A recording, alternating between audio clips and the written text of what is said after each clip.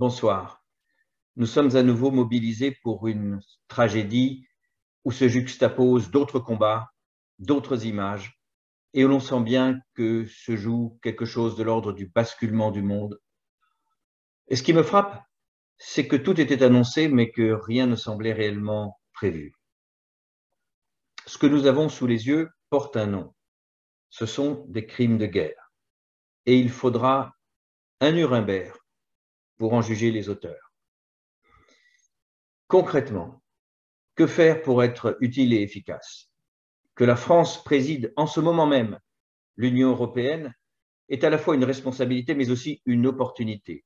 Le procureur de la Cour pénale internationale vient de se déclarer prêt à ouvrir une enquête en vertu de l'article 14 si un État membre le lui demande.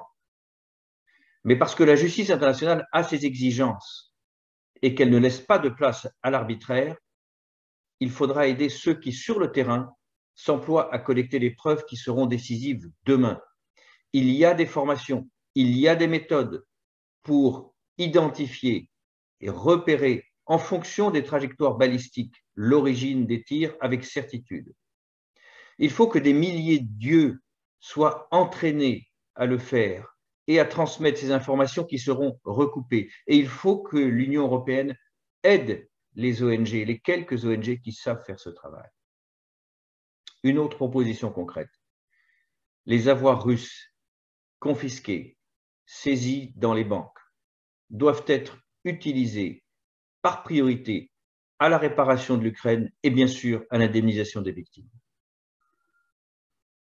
Dans l'arsenal de Poutine, avec lequel il essaye d'impressionner le monde, il y a une arme dont il ne dispose pas, c'est l'arme du droit.